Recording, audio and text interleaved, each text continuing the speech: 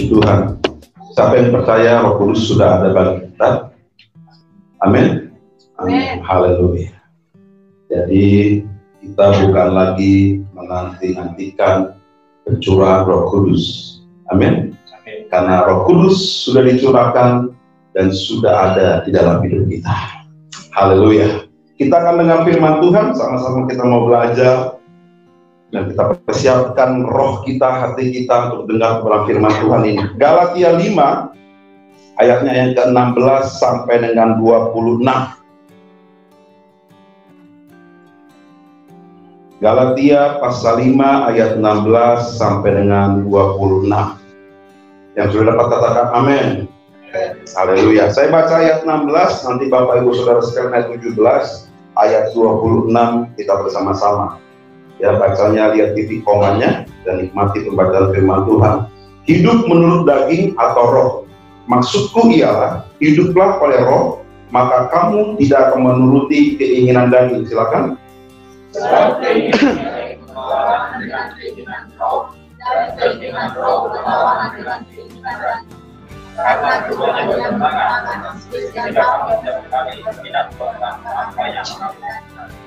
Akan tetapi, jikalau kamu memberi dirimu dipimpin oleh roh, jikalau kamu memberi dirimu dipimpin oleh roh, maka kamu tidak hidup di bawah hukum Taurat.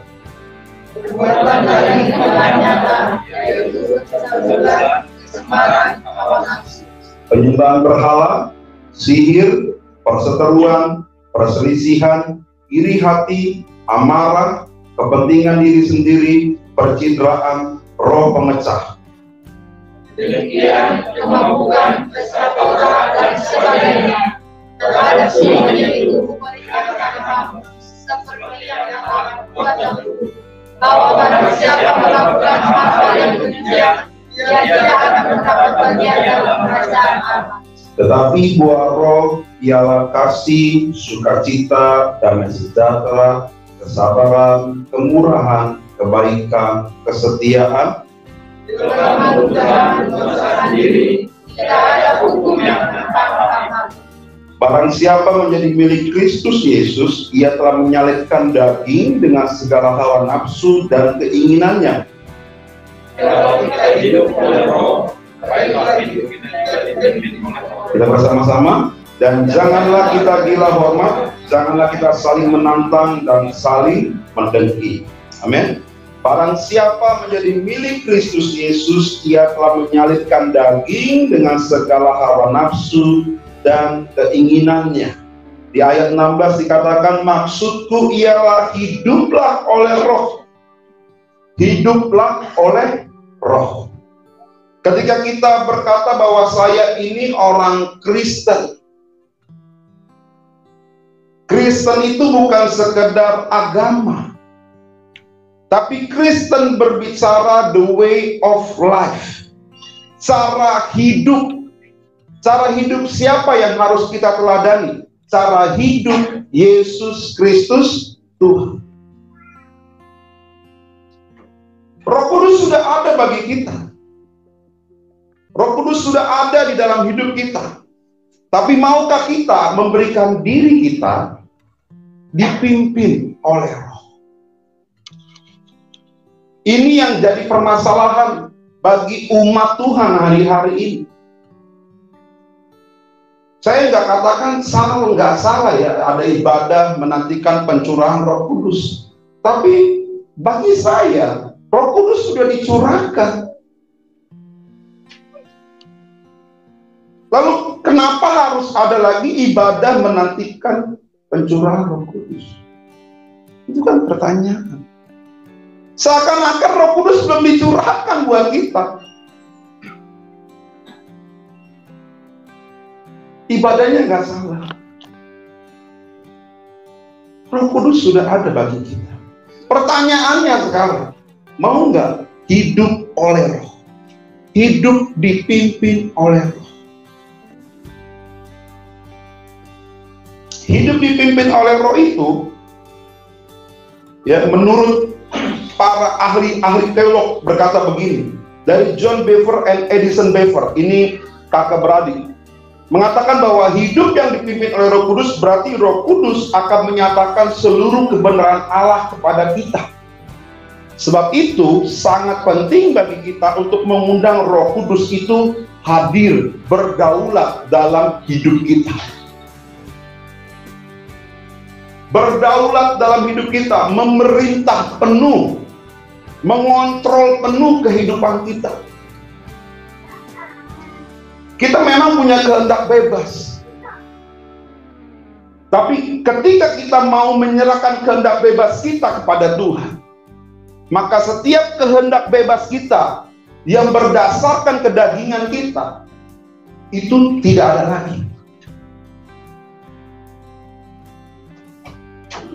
Yang sering kali dilakukan oleh umat Tuhan hari-hari ini adalah ketika engkau saat baik-baik saja, keadaanmu normal-normal saja,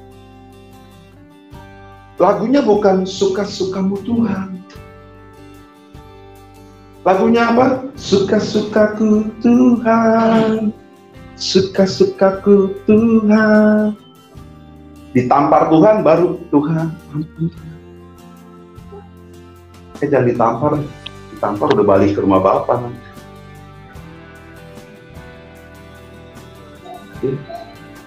Dihimbus ya. Itu langsung masuk angin, pilek-pilek, panas tinggi 40 derajat Celcius, ya kan? Batuk-batuk, asam lambung naik, wah semuanya. Kalau lagi begitu, ingat apa? Ini Tuhan. Tapi kalau lagi normal keadaan, mau nggak hidup dipimpin oleh Roh?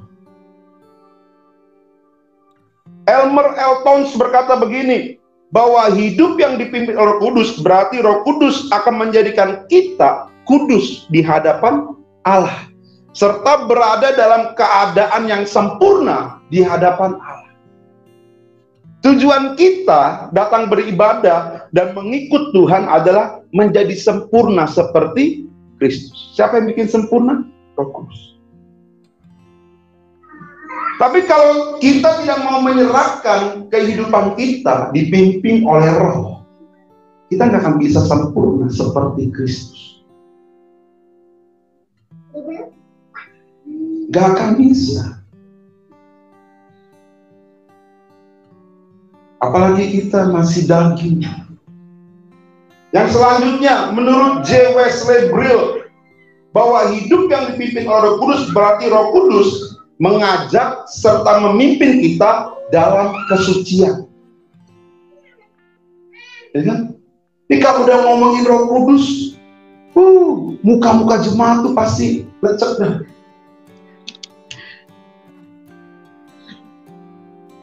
Kalau ngomongin Roh Kudus, enak apa enak?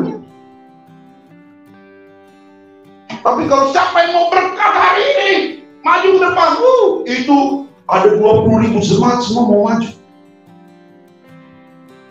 Siapa mau sukses di masa mudanya, punya penghasilan 50 juta satu hari, maju ke depan saat ini, itu semua. Yang udah gak muda juga maju. Tapi siapa yang masih Roh Kudus hari ini? Yang hidup ngomongin itu harus. Itu lurus. Bukan mata tidak kiri, dan kanan ada yang maju. Suami istri, suaminya suami istri. Istri itu mau pulang, suaminya maju bang.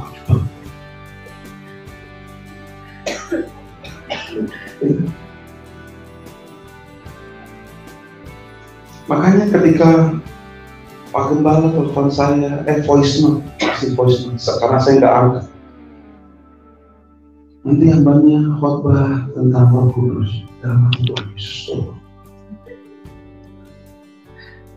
Biar Roh Kudus juga menjamah umat Tuhan. Ini kalau udah ngomongin Roh Kudus, membawa kepada kesempurnaan. Hidup kita harus kudus, harus suci. Bisa dengan kekuatan sendiri? Nggak bisa. Harus ada Roh Kudus.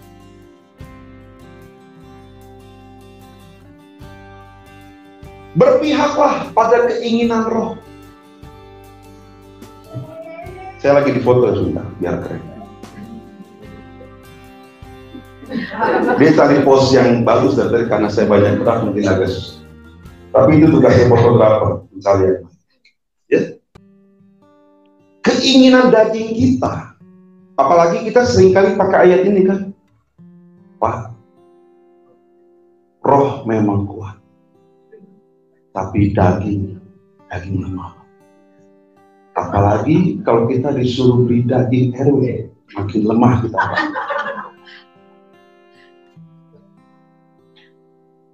Terus daging RW aja makin lemah, disuruh beli daging B2 makin lemah lagi, Pak.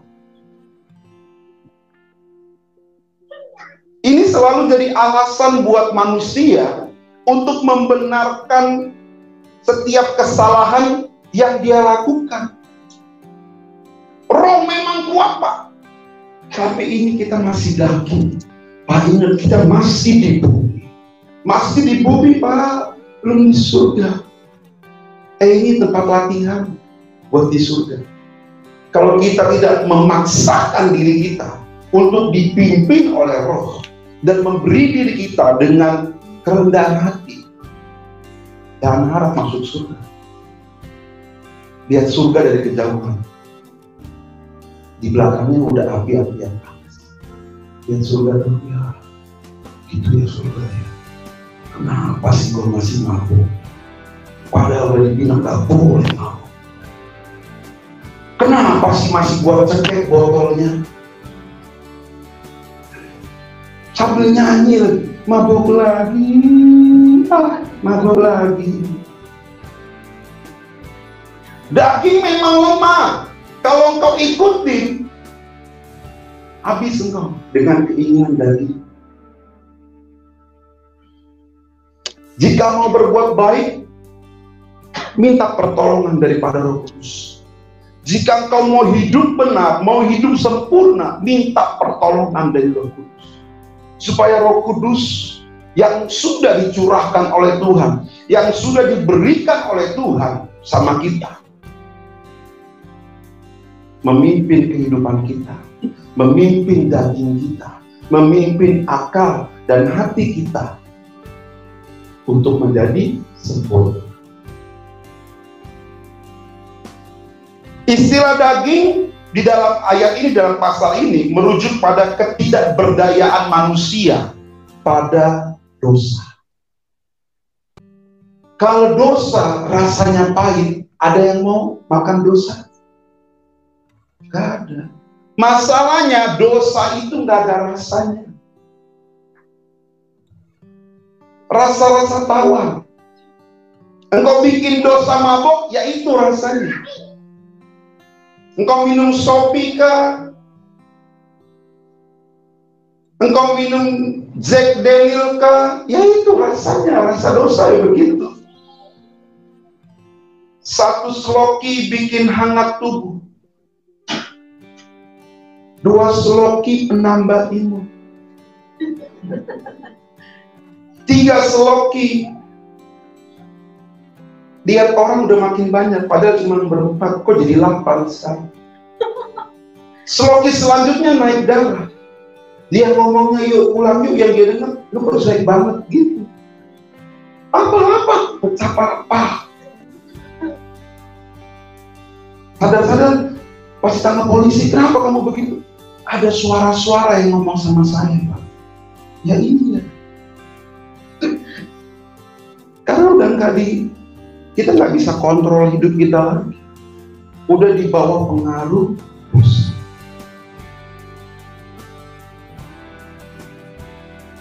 Apalagi kalau ngomongin orang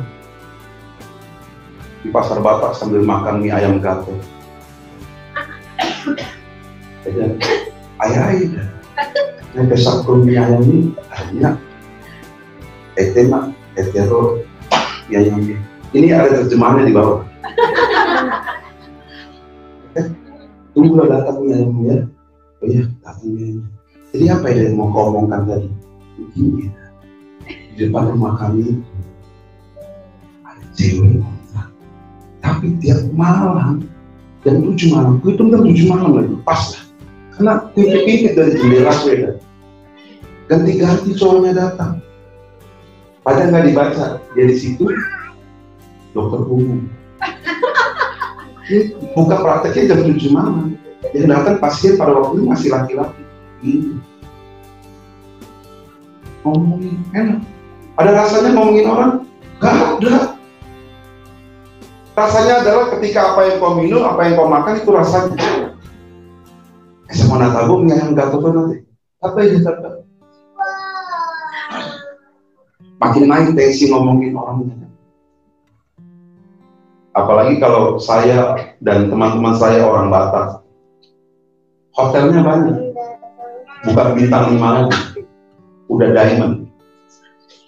Hotelnya apa? Kosong, tel, elat, pati.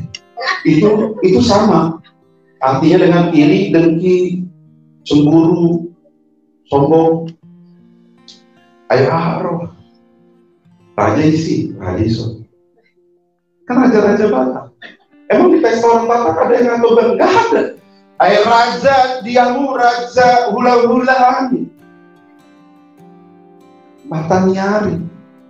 Ya kan? Tulang nih tulang. Jadi tulang belulang. Inginan daging. Apalagi waktu saya di SMA, waktu di Samosir, itu ibadah bisa dinomor 2-kan.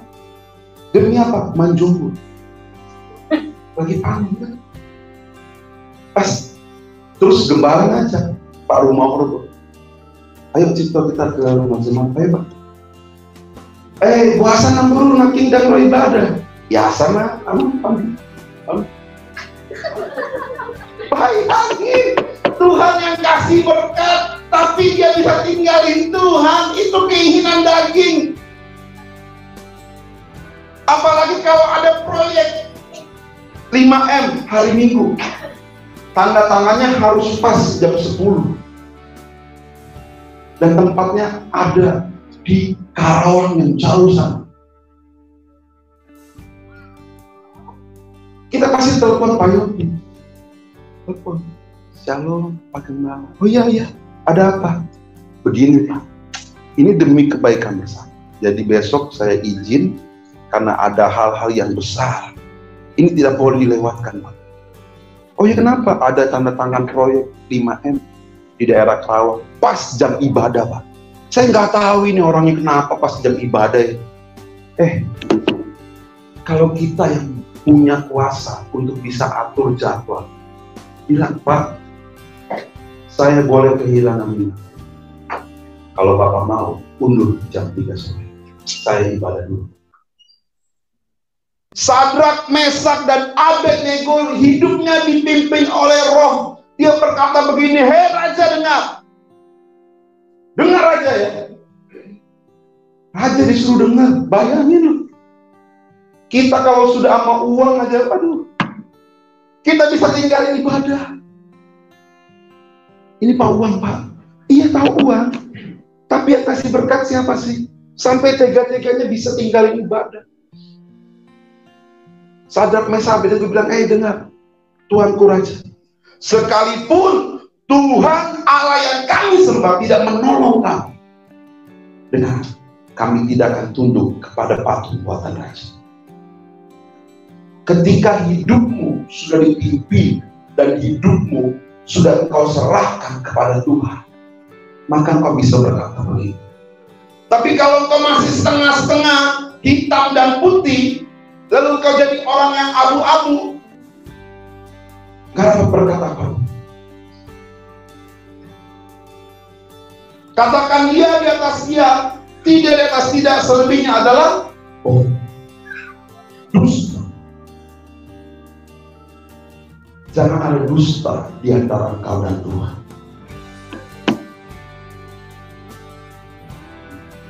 Ya. Keinginan-keinginan daging itu bukan berdasarkan dengan hawa nafsu, tapi dengan kelemahan hati dan akal pikiran kita. Kita tahu nih, ini udah salah, tapi hati kita berkata, ya udahlah, nggak apa-apa. Akal kita, dulu waktu saya kerja di tempat yang basah dan becek. Itu dalam tanda kutip, bukan tempatnya yang basah. Hati dan akal saya sudah saya belakang. Yang penting apa? Ngomong-ngomong dikit ya Bu, begitu. Ini nggak bisa. Dari 5 kita bisa kasih 2. Caranya Pak? Caranya 1 itu kali 50. Ya udah Pak, 4 kali 50 aja bisa. Bisa Bu. 4 kali 50, 200. Ini ngomonginnya bukan ribu. Ngomonginnya kecil. Di dunia yang saat ini, nggak usah begitu deh. Ketemu Pak Polisi, apa yang kita lakukan? Keluarin SIM STNK dulu, atau keluarin duit dari dompet? Kita tahu hati dan akal kita, itu tahu salah.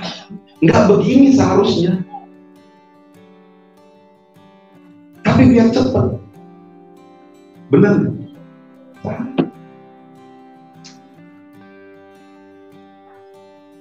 Udah tahu masuk jalur Transjakarta, itu salah masuk. Diberhentiin kita marah-marah. Wah itu Bapak nggak lihat yang di depan sana. Polisi nggak lihat. Dia pasti jalan hatinya bodoh amat. Yang sono udah mungkin lo yang ketangkep.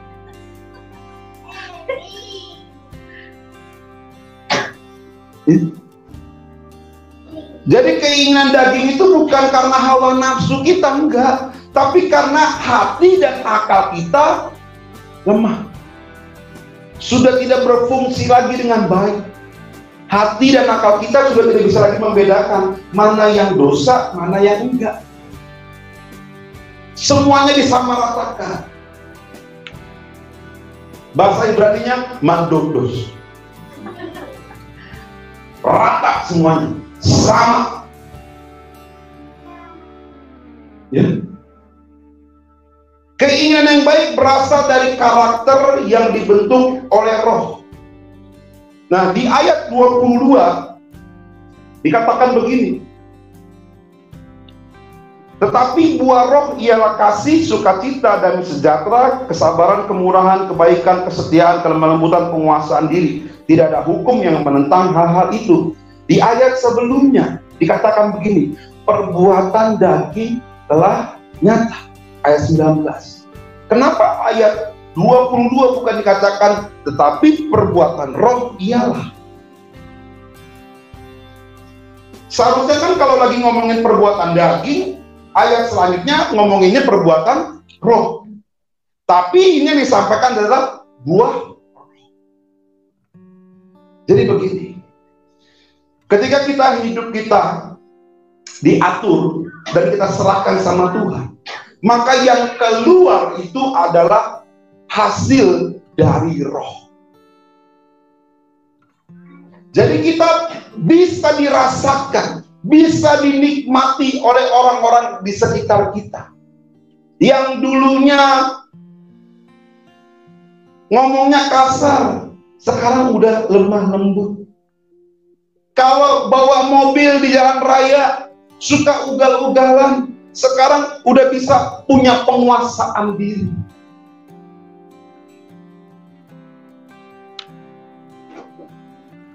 Di ayat 22-23 ini menarik.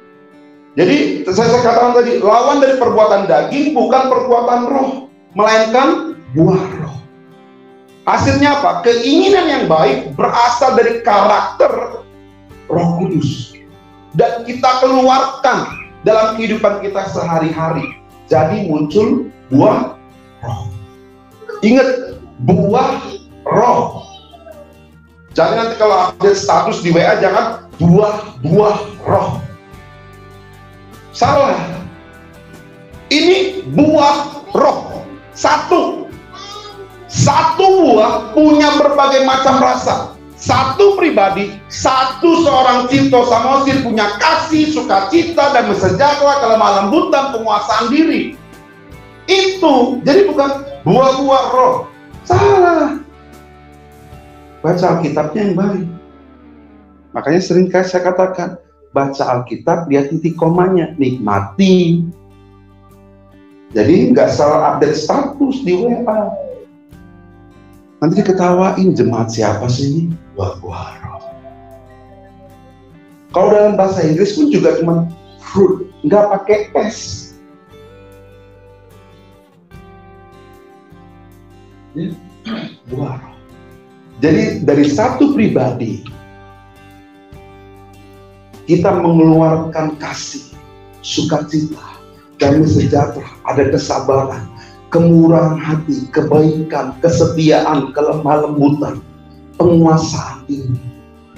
Itu. Jadi kalau kita mau hidup dipimpin oleh Roh Kudus, kita harus mengeluarkan buah roh.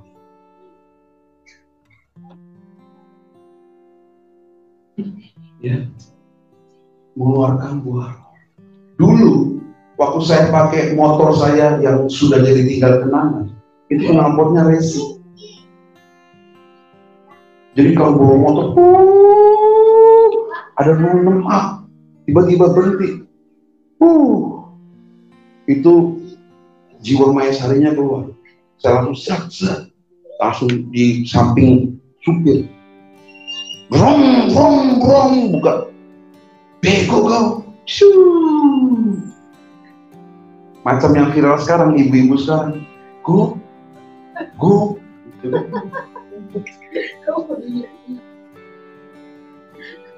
Itu nggak punya penguasaan diri itu.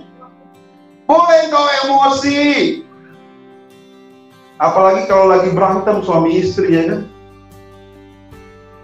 Makanya sediain 2 piring plastik, 2 gelas plastik. Jadi kalau lagi emosi, ambil piringnya, main frisbee, sap, tangkap istrinya, sap, gitu.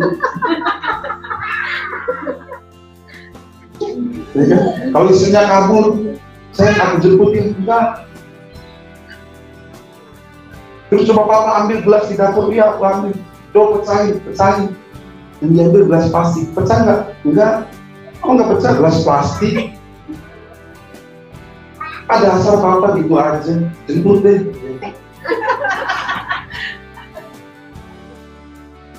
Boleh marah, tapi ketika hati dan akalmu sudah kalah, maka engkau akan kalah. Engkau akan buta, punya mata tapi nggak bisa lihat. Saya nggak habis pikir kalau saya nonton di Facebook kah, di YouTube kah, atau di ada ibu yang tega mukulin anaknya. Itu nggak punya penguasaan diri. Dia tampar, pak, terus dia bilang, kamu nggak tahu ya, ibu capek. Ya anak kecil nggak tahu ibunya capek atau enggak. Tambah lagi, papa, dasar kau anak gak tahu diuntung, dasar kau anak, semua kebun binatang keluar. Jadi itu anak siapa sebenarnya? Pertanyaan itu anak siapa? Emaknya bilang begitu, dasar kau Monkey King, dasar kau Godzilla. Itu anak siapa sebenarnya? Jangan-jangan sama Godzilla bikin. Makanya bapaknya masih suka kelihatan kemana-mana.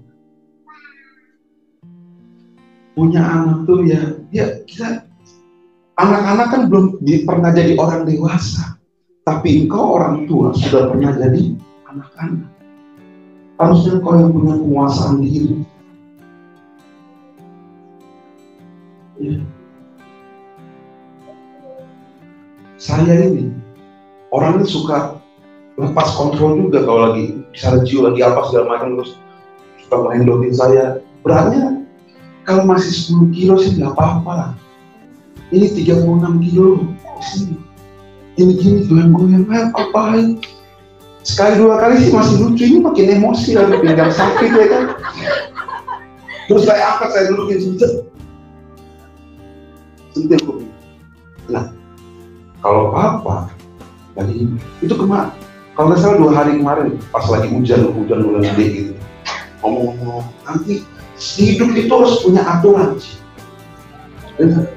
Tadi kita sudah nonton firman Tuhan tentang Musa. Tuhan kasih aturan, jadi harus tunduk sama aturan. Kalau papa bilang ikut, nanti kita main, ada waktunya. Ngerti apa? Ngerti papa. Ngertinya anak-anak kan cuma 2 menit, habis itu enggak ya. Aduh, jadi harus terus berulang-ulang kau sampaikan. Jangan, aku udah capek ngomong sama anak ini, nggak punya otak ini anak. Yang juga anak-anak sampaikan terus berulang-ulang. Dan pas lagi ngomongin begitu, ngomongin aturan, terus nanti Tuhan marah kalau kita tidak tunduk pada aturan. Terus itu kita langsung Papa ampun, Papa. Jadi kalau ntar ngomongnya, ini jadi Tuhan Yesus marah kayak kemarin.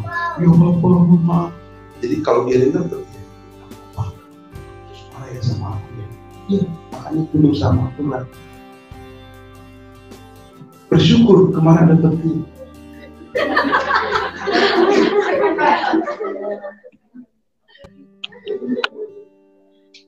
Itu petir, itu kilatnya dulu, baru langsung dia kaget, nangis. Papa, aku minta maaf, Papa, aku mau ikut aturan Papa, biar Tuhan Yesus nggak marah.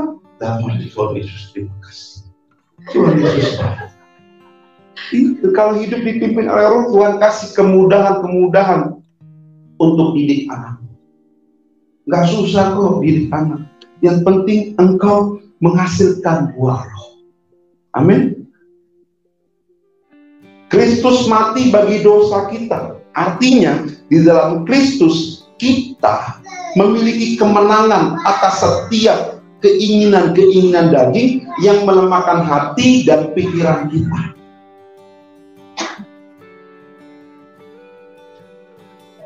Ini yang menarik di ayat terakhir, ya. Di ayat terakhir berkata begini. Tadi kita udah ngomongin hidup dipimpin oleh Roh, baiklah kita juga dipimpin oleh Roh. Ayat terakhir kok aneh, ya kan? Kalau diperhatikan aneh. Dan janganlah kita gila hormat, janganlah kita saling menantang dan saling mendengki. Ini adalah kalau kita hidup di dalam aturan-aturan dunia atau ngomongin tentang Alkitab, ngomongin tentang hukum Taurat. Ada anak muda yang berkata kepada Tuhan, Tuhan, apalagi yang harus aku lakukan? Semua hukum Taurat sudah aku lakukan, sudah aku kerjakan dengan baik. Bayangin, ada yang bisa ngelakuin hukum Taurat dengan sempurna? Jangan mengingini apa yang saudaramu punya. Kalau kita kan baru dalam hati langsung, kapan aku ya? Suami baru bertobat kalau itu ya. Berliannya mama pasti suami romantis kan, hilung-hilung. Kalau bahasa Bataknya shining. Dari jauh loh ya. Jadi kalau di pesta, ke tempat pesta yang mantap, Eda gimana kan Mbak Eda? Karena semuanya berlian. Kalau ada muat di jempol, pakai di jempol juga ya kan. Kabarnya baik Eda. Tujuan gue apa? Lihat ini dah berlian baru. Kalau mama saya beda, ke pesta itu pakai berlian segala macam. Buat apa? Dia marketingnya beda. Dia pakai dulu ini, baru dia ngobrol. Jadi gimana dah? Terus tanya, cuma nabaga kalau mau tidak? Iya ini 5 juta ya pasti ini. Kalau orang Batak yang belum bertobat kan,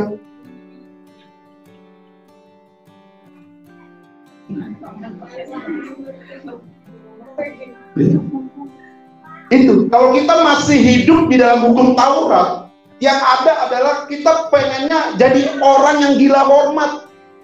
Pemuda tadi kan, Dia pengennya Tuhan berkata, wow, engkau luar biasa, engkau hamba yang baik. Tapi Tuhan nggak bilang begitu. Tuhan bilang, oke, kalau engkau sudah lakukan itu semuanya, sekarang ya anak muda yang mantap, jual hartamu dan berikan kepada orang miskin, lalu ikut aku. Lalu apa yang dikerjakan? Pemuda itu kecewa, lalu tinggalkan. Nah, buat orang-orang Kristen, kalau kita merasa paling benar, pakai rasa-rasa yang paling kudus, pengennya dipuji sama Pak Gembala, kasih banyak-banyak, kalau bisa daftar namanya di situ, macam gereja sebelah, ya kan? Kalau di sebelah, mulai ada dihamu keluarga Tito Samosir Ngamangalean Tuhuria 20 miliar. Itu price-nya begini, darahnya begini. Kalau bisa, jadi kenapa? Karena kita masih hidup di bawah hukum Taurat. Hukumnya kita hidup benar itu supaya kita dipuji oleh orang lain. Enggak. Engkau mau hidup benar, hidup sempurna, bukan untuk dipuji sama orang lain, tapi supaya engkau layak di hadapan Tuhan, supaya engkau bisa menikmati apa yang Tuhan sudah persiapkan. Ketika dia naik ke surga, dia mempersiapkan tempat bagi kau dan bagi Bapak Ibu Saudara sekalian. Amin. Kita